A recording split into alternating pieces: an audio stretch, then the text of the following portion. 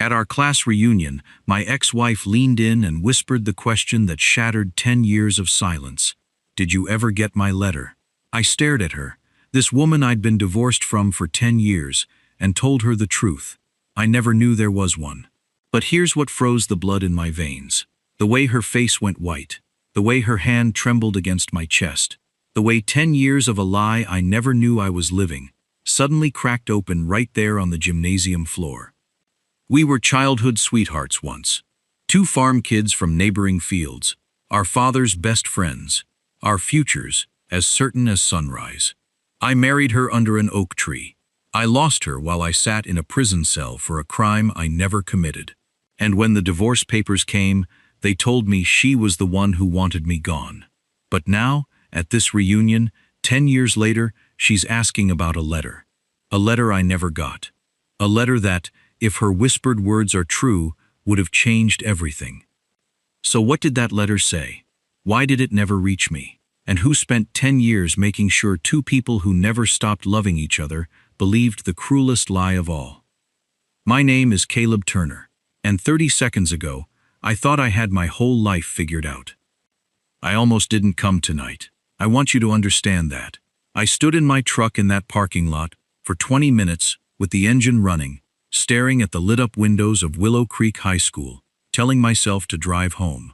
A man like me doesn't belong at a class reunion. A man like me belongs on his tractor, in his field, alone, where the past can't find him. But my best friend Marcus made me promise. You've been hiding for 10 years, Caleb, he'd said. Your name is clean now. The whole town knows what really happened. You walk in there with your head up, or I swear I'll drag you in by your collar. So I went in. Head up, barely.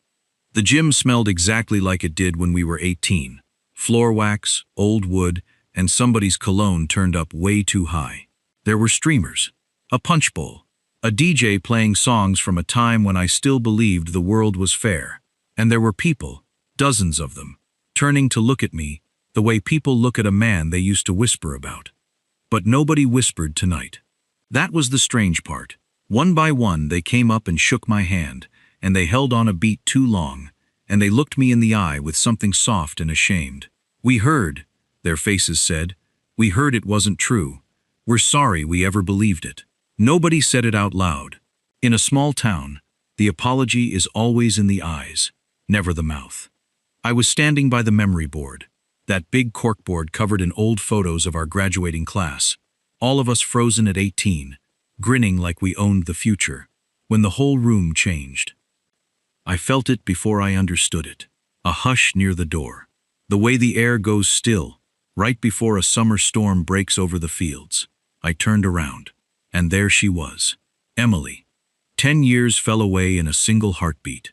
She stood in the doorway in a simple green dress, her dark hair shorter than I remembered, a few strands of silver catching the light, and she was doing the thing she always did, the thing she did at every one of my baseball games when we were kids. She was scanning the room, looking for one face, my face. She found it, and for a long, terrible, beautiful moment, neither of us moved. The music kept playing, people kept laughing, but between the two of us stretched 10 years of silence, so heavy I could feel it pressing on my chest. 10 years of a divorce I never wanted. 10 years of believing that this woman, the girl I'd carried 3 miles on my back when she broke her arm at 12, the woman I'd married under an oak tree, had looked at me sitting in a prison cell and decided I wasn't worth waiting for. She started walking toward me, and the crowd parted without even knowing they were doing it. My heart was slamming. My hands, these rough farmer's hands that hadn't shaken in years, not even in that courtroom, were trembling around a plastic cup of punch I had no intention of drinking. "Hello, Caleb," she said. Her voice, God help me, her voice, it hadn't changed at all. "Emily," I managed. And then we just stood there, two people who had once shared a bed and a mortgage and 1,000 ordinary mornings, and neither of us knew if we were supposed to shake hands or hug or run. She looked older, softer, more beautiful than I had allowed myself to remember, because for 10 years, every time her face rose up in my mind, I forced myself to look away. It hurt too much to look. We tried small talk. I don't remember a single word of it. Something about the drive-in, something about the decorations. My mouth was making sounds, while my whole body screamed at me. This is her. This is really her. She's standing right in front of you. Then the DJ changed the song, and it was our song. The slow one from senior year, the one we danced to at prom, the one that played at our wedding, while both our fathers cried like babies in the back field. The DJ couldn't have known. It was just chance, just cruel, beautiful chance. I watched Emily's face crack, just at the corner of her mouth, just for a second. And then she stepped in close enough that I could smell the lavender she'd worn since she was 17, and she put her hand flat against my chest, right over my hammering heart, and she leaned up to my ear and whispered the words that broke my whole world in half. Did you ever get my letter? I pulled back and looked at her. What letter? I watched the color drain out of her face. It happened fast, too fast, like watching water run out of a cracked glass. Her hand pressed harder against my chest, and I felt it start to shake. The letter, she said. The last one. Caleb. The one I left the night before the divorce was final. The one that explained everything. Everything inside me went cold and still. Emily, I said slowly, setting down the cup before I dropped it. I have never gotten a letter from you. Not one, not in 10 years, not ever.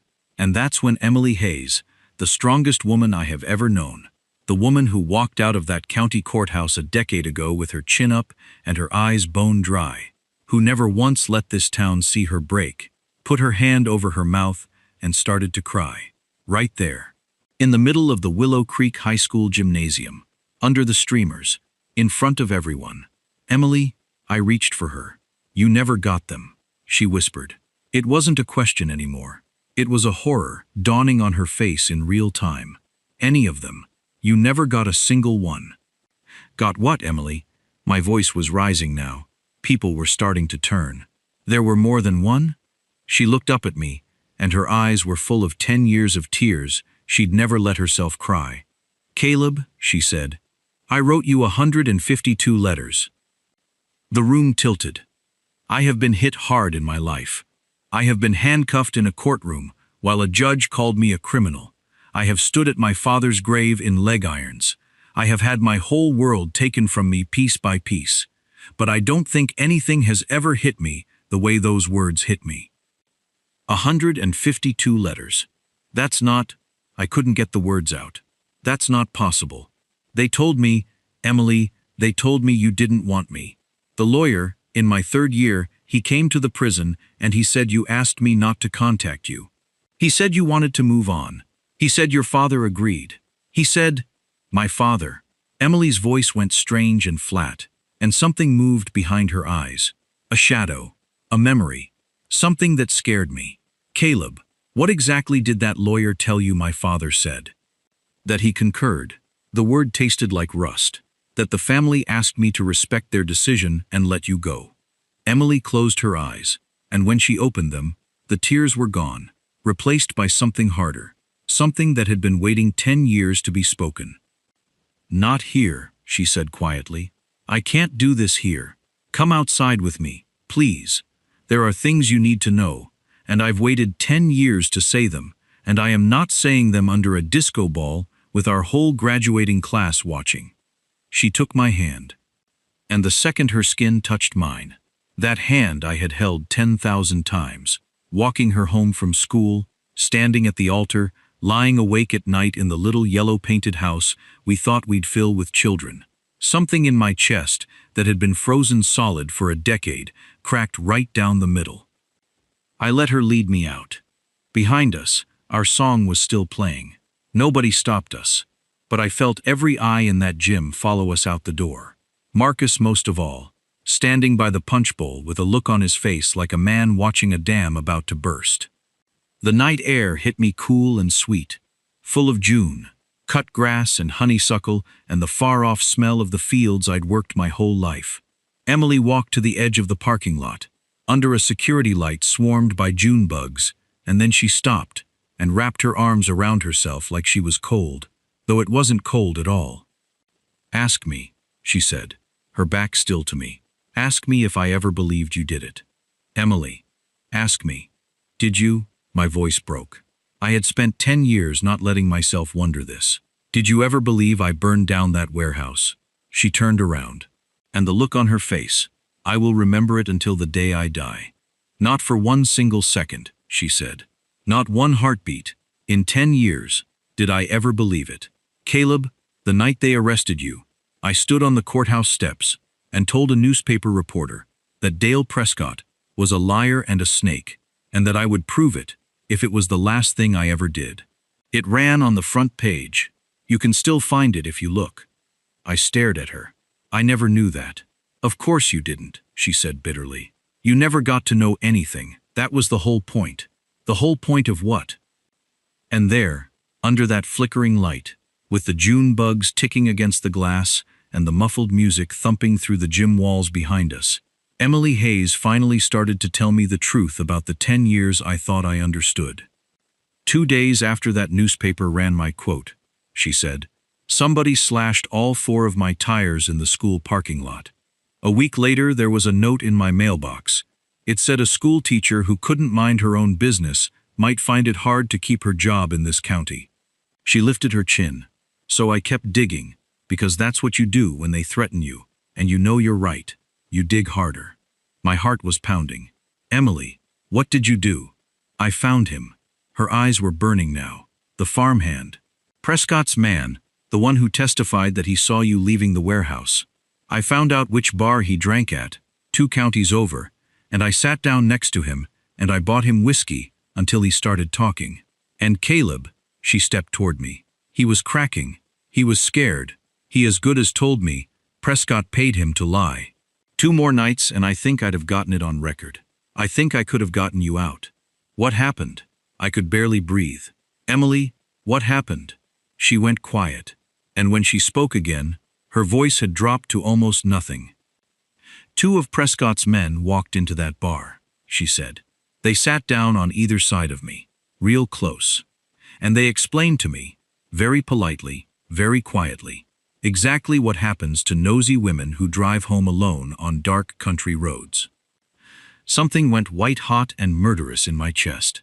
10 years too late. But it was there. They threatened you. They terrified me, she said simply. But I still wasn't going to stop, Caleb. I want you to know that. I was going to keep going anyway. She swallowed hard. And that's when my father found out what I was doing. And that's when everything fell apart. Not because Prescott stopped me. She looked up at me, and her voice cracked clean in half. Because my own father did. The music thumped behind us. The June bugs ticked, and I stood in that parking lot with the whole ground shifting under my feet, because I finally understood that the story I had told myself for 10 years, the story where Emily gave up on me, where her father simply agreed to let me go, was not the true story at all. It was a lie. A carefully built, 10-year lie. And Emily was about to tell me who built it. Caleb, she whispered, there's something you don't know about my father. Something he didn't tell me until he was dying. And once you hear it, you're going to understand why you never got a single one of those 152 letters. She reached into her purse with a shaking hand. And why, she said, I still have the very last one. Emily's hand came out of her purse, but it was empty. She pressed it flat against her chest instead, like she was holding something in, and I realized she wasn't ready yet. The last letter was coming, but first she had to walk me through the dark to get there. My father was a good man, she said. I need you to understand that before I tell you the rest. Frank Hayes was the kindest man I ever knew. Next to you, he taught Sunday school. He plowed your father's field for free when Roy's tractor died. He loved you like a son. Caleb, he loved you. Then why? Because he was terrified. Her voice shook. Because he'd already watched what that fight did to your father. And just like that, the ground opened under me again. My dad, I said. What do you mean, what it did to my dad? Emily's eyes went wide, and then soft, and then unbearably sad. Oh, Caleb, she breathed. You don't know how it happened, do you? They never even told you how. They told me he had a heart attack. My voice came out flat and small. A little boy's voice. In year 2, they let me go to the funeral in handcuffs. I stood at the back of the church in leg irons and 2 guards, and I watched them put my father in the ground. And then they drove me back to my cell. That's all I know. That's all anyone ever told me. Emily put her hand over her mouth again. Caleb, she said, your father didn't just have a heart attack. Your father killed himself, trying to save you. The June bugs ticked against the light. Somewhere far off, a dog barked, and I stood very, very still, because I could feel that whatever came next was going to change how I remembered my own father forever. He never stopped, Emily said. Not for one day. Roy sold the equipment, piece by piece, to pay for lawyers. He drove to the state capitol 9 times. I know, because my dad drove him twice. He wrote letters to every judge, every reporter, every innocence group in 3 states. He taught himself the law out of library books at the kitchen table. He was building a case, Caleb. A real one. He was getting close. Close, I whispered. The day he died, she said. He'd just come out of a lawyer's office. The 4th one. The one who finally agreed to take the appeal. He was so happy. My dad said he called from a gas station, and he was crying. He was so happy. He said, we're going to bring my boy home. Her voice broke. And then he got in his truck to drive back. And his heart just stopped, right there in the parking lot. They found him behind the wheel, and on the seat next to him was a folder. A whole folder of evidence, all organized in his handwriting. Everything he'd spent 2 years building. I couldn't speak. I couldn't breathe. My father, my quiet, stubborn, gentle father, who never raised his voice, who taught me to drive a tractor when I was 8 and to shake a man's hand like I meant it, had worked himself into the grave, trying to prove I was innocent. And I had spent 10 years thinking he simply died. I never knew he died fighting. I never knew he died believing in me. That folder, I said hoarsely. What happened to that folder? Emily looked away. That's the part that took me 10 years to understand, she said. Because that folder disappeared. The evidence your father spent 2 years building, it never made it into any appeal. It vanished the same week he was buried. Prescott. That's what I thought too. For years. She shook her head slowly. But it wasn't Prescott, Caleb. That's the thing I found out when my father was dying. That's the thing that's been eating me alive for 2 years. She took a breath, and I braced myself, because I could see it coming. The truth, the real one, rising up out of her like something she'd been drowning in. My father took the folder, she said. The words didn't make sense. What? After Roy died, my dad went to your farmhouse to help settle things. He was the executor. He had a key. Nobody thought twice about it. And he found your father's folder. All that evidence. Everything Roy built. Her tears were falling freely now. And Caleb. It worked. It was good. My father read it and he knew. He knew that if that folder went to an appeals court, it might actually get you out. Then why? My voice was a wreck. Why would he take it? Why would he hide it? He loved me. You just said he loved me like a son. Because getting you out meant the fight would keep going. Emily cried. Don't you see? He just buried his best friend. Roy died chasing this. And my father looked at that folder and all he could see was me. Me, at that bar, with Prescott's men sitting on either side of me. Me, with slashed tires. Me, getting notes in my mailbox. He'd already lost Roy to this fight. And he was terrified. Terrified that the next funeral would be mine. The whole horrible shape of it came clear. So he made a deal, Emily said, her voice hollow. He went to Dale Prescott behind my back. And the deal was simple. Frank Hayes makes his daughter disappear from this fight. Buries the evidence, ends the marriage, gets Emily far away and quiet. And in exchange, Prescott leaves me alone. Leaves the Hayes family alone. Nobody else gets hurt. She wiped her face. My father traded your freedom for my safety, Caleb. And he spent the rest of his life hating himself for it. I turned away from her. I put my hands on the roof of the nearest car, and I bent over it, and I tried to breathe. 10 years I had spent believing the world was simply cruel and random. That I'd had bad luck, a bad witness, a bad judge. But it wasn't random at all. There had been a hand on the scale the whole time. And it belonged to the man I'd called my second father. The letters, I said, without turning around. Tell me about the letters. That was part of it, Emily said softly. I didn't know. I swear to you, Caleb. I didn't know any of this while it was happening. I thought I was still fighting. I was still fighting. I came to that prison 11 times in the first year. I spun around. 11 times? They told me you never came. Not once. I came 11 times, she said. And now she was crying and angry all at once. And every single time they turned me away at the gate. A problem with the visitor list. A problem with my paperwork. Always something. I thought it was the prison being cruel. It wasn't the prison, Caleb. My father knew people. He made calls. He made sure my name never made it onto that list. And the letters. I wrote you every week. Her voice dropped to a whisper. For 3 years. 152 letters. I poured my whole heart onto that paper. I told you I believed you. I told you I was fighting. I told you to hold on. That I was coming. That I would never stop. She was shaking now. And I gave them to my father to mail. Because I trusted him. Because he was driving me everywhere by then. I didn't have a car after the tires. He'd sold it. For my safety. And every week, I handed him a letter. And I watched him promise to mail it. I closed my eyes. I knew what was coming. He never mailed a single one, Emily said. Not one. He kept them. All 152. In a box in his closet. Tied with string. In order. I found them after he died. The cruelty of it took my breath away. Not just the silence. The theft. Every week for 3 years, this woman had sat down and bled her love onto a page, and every week her own father had taken that love and locked it in a box, and let me sit in a cell believing no one was coming. And then in your 3rd year, Emily went on, he did the last thing. He hired that lawyer, the one who came to you. My father paid a lawyer to walk into that prison and tell you I wanted a divorce, that I wanted to move on, that I asked you never to contact me again.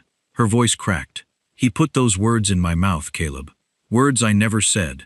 And then he had that same lawyer bring me papers and tell me that you had signed first, that you were the one who wanted out, that you'd told the lawyer you couldn't stand the thought of me wasting my life waiting for a convict.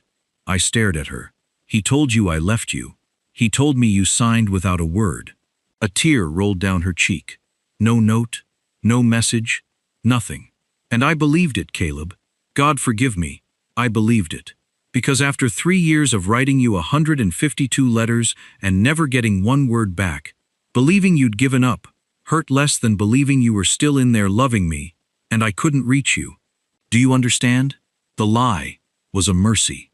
That's how he built it. He made the lie kinder than the truth. We stood there in the dark, the two of us, finally seeing the whole machine that had been built around us.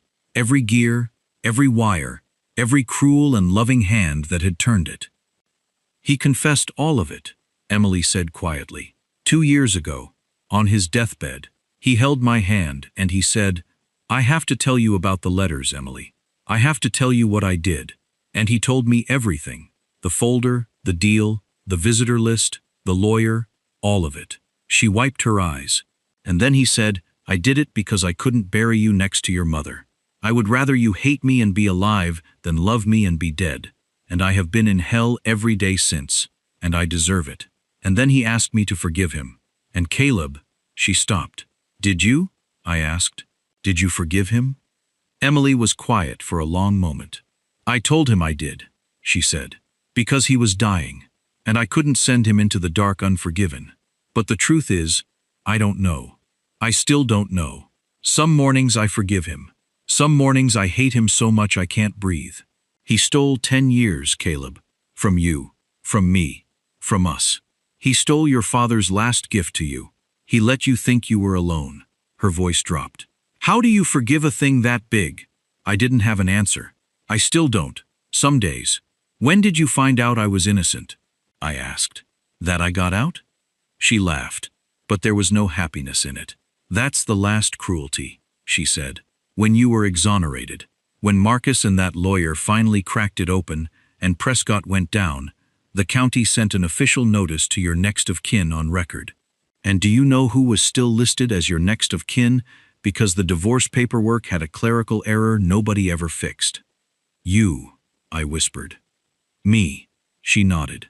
That notice came to the Hayes farm, and my father, sick by then, but not gone yet, hid it. He never told me. I didn't find out you were a free man, an innocent man, until almost a year after you walked out of that prison. Her voice broke completely now, and by then I'd heard through town that you were back, that you'd bought the old farm, and that you wanted nothing to do with anyone named Hayes. And I believed that too, because believing you hated me still hurt less than hoping. The music had stopped inside the gym. Somewhere behind us, the reunion was winding down, people drifting out to their cars, laughing, saying goodnight, living their small, ordinary, happy lives. And out here in the dark, Emily and I stood inside the wreckage of 10 stolen years. So tonight, I said slowly, when you asked if I got your letter, you didn't mean the 152. No. She wiped her face and steadied herself. And now, finally, something shifted in her, the grief pulling back, and underneath it, something almost like hope. The 152 I found in his closet. I know exactly what happened to those. But there was one more, Caleb, one he never touched, one he never even knew about. Because I never gave it to him to mail. My heart began to pound for an entirely different reason. The night before the divorce was final, she said, I broke. Completely. I couldn't fight anymore, I couldn't reach you, I couldn't breathe. And I sat down and I wrote you one last letter. The truest thing I've ever written in my life. And I didn't mail it. I didn't trust the mail. I didn't trust anything by then. She looked up at me. So I drove out to the fence line. At midnight. And I put it where we used to put things. Where you would have to find it. If any piece of the boy I married was still alive in you. The whole world went quiet. The oak, I said. Emily nodded slowly. The hollow under the third root. Where you hid my Christmas present when we were 15. I wrapped it in oilcloth, and I put it in an old coffee tin, and I buried it 6 inches down. Tears were streaming down her face, but she was almost smiling now. And I told myself, someday he'll come home. Because I never really stopped believing you'd come home. And when he does, he'll go to the tree. He'll always go to the tree. And he'll find it. And then, no matter what they've told him, he'll know the truth. I could barely speak. Emily, when I got out, the farm was gone. The bank took it while I was inside, and sold it at auction. I didn't get the Turner land back until 14 months ago. And even then, my voice cracked. Even then, I couldn't make myself walk that fence line. Every good memory I have in this world is under that tree. I didn't think I had the right to them anymore. I've owned that farm for 14 months, and I have never once walked out to the oak. Emily went completely still. Then you never, she breathed. I never went to the tree, I said. Emily, if you buried it under the third root, it might still be there, she whispered. We stared at each other, and the same impossible, terrifying, wonderful thought was blazing in both our faces at once. It's been 10 years, I said. Paper, weather, 10 winters. Oilcloth and a coffee tin, she said, grabbing my arm, her fingers digging in. Under the driest root of the stubbornest tree in the whole county, Caleb. Her eyes were shining. There's only one way to find out. I already had my keys in my hand. My truck's right there, I said. We ran. Both of us. Across that parking lot in our reunion clothes, her green dress and my father's old blazer. 10 years melting off us with every step, running toward the truck like the 2 farm kids we used to be. I yanked the door open for her, the way I had 1,000 times. She climbed in. I started the engine. And as I threw it into gear and we pulled out onto the dark county road, toward the farm, toward the fence line, toward the great old oak that had kept our secret buried in the earth for 10 long years, Emily turned to me, her face wet with tears and lit up with something I hadn't seen in a decade. Hope. Caleb, she said softly, over the rush of the wind through the open windows. What if it's still there? I gripped the wheel and stared down that dark road toward everything I'd lost and might be about to find. Then tonight, I said, I finally get to read it. The Turner farm rose up out of the dark in my headlights, and my chest went tight the way it always did coming home. The barn I'd re-roofed with my own 2 hands. The old farmhouse with one lamp burning in the window. The land my father had died fighting for. Back in Turner hands at last. Bought with 6 years of savings and a stubbornness I got straight from him. I killed the engine. The silence rushed in, thick with crickets, and the smell of cut hay, and the deep green dark of a June night in farm country. Emily was already opening her door. "Wait," I said. "I need a shovel. And a light." I ran to the barn, my dress shoes slipping on the gravel, and came back with a spade and a heavy flashlight. Emily was standing at the edge of the yard, staring out toward the fence line, toward the black shape of the great oak rising against the stars. The biggest tree in the county, so old its trunk had grown around a strand of the original fence wire 100 years ago. "I haven't been out here," I said quietly, coming up beside her. "Not once. In 14 months. She slipped her hand into mine. Just like that. Like 10 years hadn't happened. "Then let's go together," she said. The way we always did. And we walked.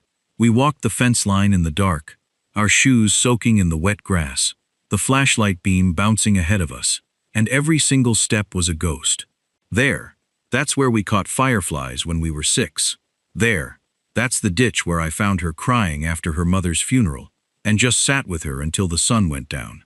That dip in the fence is where I first held her hand at 14, and thought my heart would pound clean out of my chest. And then the oak was in front of us.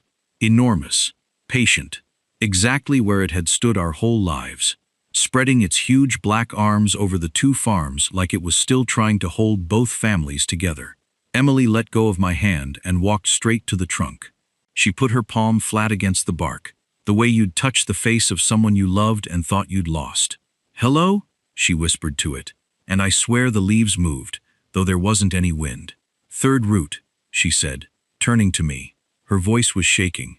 "The big one, on the north side, where you hid my Christmas present." I knelt down in the dirt in my father's blazer, and I set the flashlight against a rock so it lit up the ground, and I started to dig.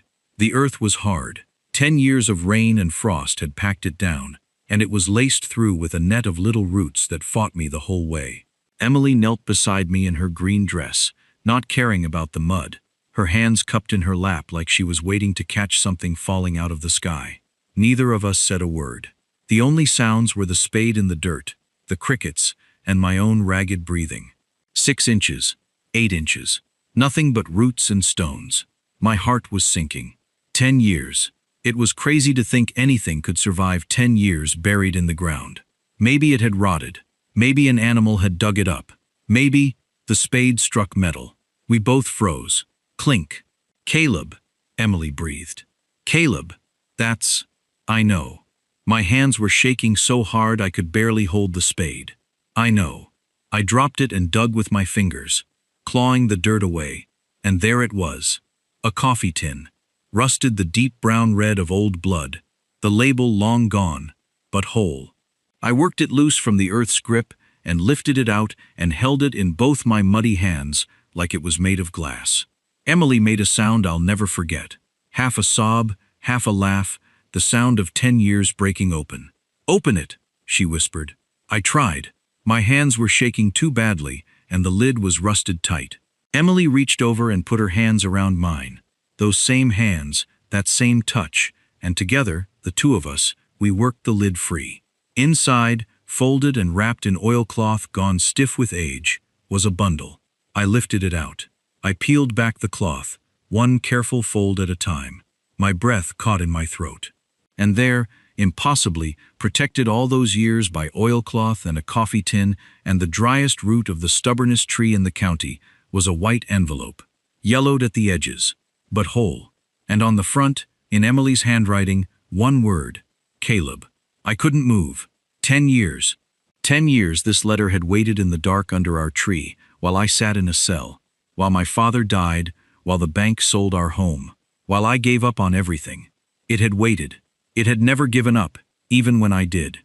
"I can't," I whispered. "Emily, my hands." "I'll open it," she said gently, "but you have to read it. It was always yours to read." She took the envelope and slid her finger under the flap and opened it, slow and careful, and pulled out a single folded page. Then she pressed it into my hands. I sat down in the dirt with my back against the trunk of our oak, exactly the way I used to sit under it as a boy. Emily sat beside me, close, her shoulder against mine. I held the flashlight in one shaking hand, and the letter in the other, and 10 years too late, I read my wife's last words to me. My Caleb, tomorrow a judge will sign a paper that says we are strangers. So I'm writing down, in ink, in my own hand, the thing that paper will never say. It's a lie. It's the last lie in a mountain of lies they've buried us under. And I'm putting the truth here, in the only place left in the world that I still trust. I know you didn't do it. I have never for one single heartbeat believed you did. I fought until they threatened my life, and then I fought after that too. If you're reading this, then somehow they finally stopped me. But hear me, Caleb. I never stopped because I wanted to. I stopped because I was outnumbered. There is a difference. Please, please know the difference. I don't know what they've told you about me. I can only guess it's something ugly, because you stopped writing back. Maybe you think I gave up on you. Maybe you think I stopped loving you. So let me tell you the truth one more time, in case it's the last time I ever can. I came to that prison 11 times. I wrote you 152 letters. This is the 153rd, and I meant every word of every one. Here is my promise.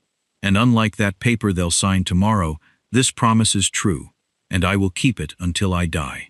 Every year, on the second Saturday of June, our wedding day, the day I married you in my mother's dress in the back field with both our fathers crying like babies, I will come to this tree.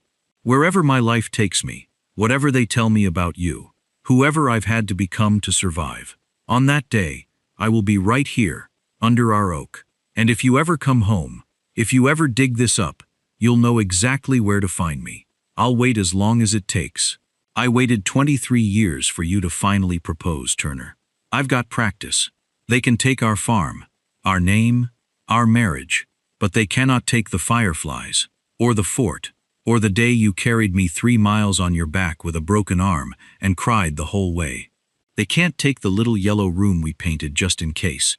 Those things are ours, and I'm keeping them safe until you come home for them. All my love, all my life, Emily. P.S. You are the gentlest man God ever made. One day this whole county will know it again. And when that day comes, come find me under our tree. I'll be the one who never left. I couldn't see the last lines through my tears. And then I broke. I broke the way I hadn't let myself break in 10 years. Not in the courtroom, not in the cell, not even at my father's grave. It came up out of me in great, tearing sobs, 10 years of grief and rage and loneliness, pouring out into the dark, and Emily wrapped both her arms around me and held on, and she cried too, the two of us folded together at the foot of our tree, weeping for everything that had been stolen, the years, the fathers, the 153 letters, the little yellow room that never got its child. I don't know how long we stayed like that. Long enough for the flashlight to dim, long enough for the moon to climb over the barn. Finally, I lifted my head. There was one question left, and I was almost too frightened to ask it. Emily, I whispered. The second Saturday of June. Your promise. Did you ever actually? Every year, she said. I stared at her. 10 years, Caleb. She wiped her face and gave me a trembling smile. Every single year. Even after the divorce. Even after I'd been told you hated me. Even the year I was almost engaged to a good man in Columbus. A kind man. A safe man. I drove 2 hours through pouring rain to stand under this tree on our anniversary. And standing right here, soaked to the bone, I finally understood that I could never marry him. Because a woman who spends her wedding anniversary standing under an oak tree in a thunderstorm, waiting for a man everyone says is gone, that woman is still married in her heart. Her voice broke. I gave him back his ring the next morning. The new owners, I said. They must have thought, they thought I was out of my mind. She laughed through her tears. This crazy woman who showed up every June to stand under their tree.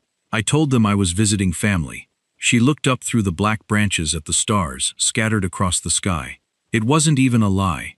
This tree was my family. It was the last place that still held you. I looked at her.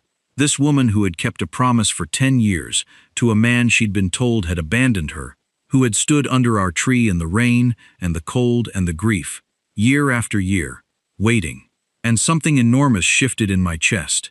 Something that had been broken for a decade began, very quietly, to heal.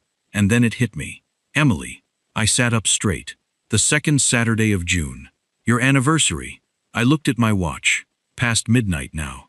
Emily. That's today. She went completely still. Then she began to laugh. A wet, wondering, disbelieving laugh. And she looked up at the sky and pressed both hands to her mouth. It's today, she whispered. Caleb, after 10 years, I came to stand under this tree today anyway. I had a dress in my car. I was going to come here after the reunion, alone, the way I always do. Tears spilled down her face, but she was smiling so wide it broke my heart. And instead, you're already here, I said. And this year, she said, I finally don't have to wait alone.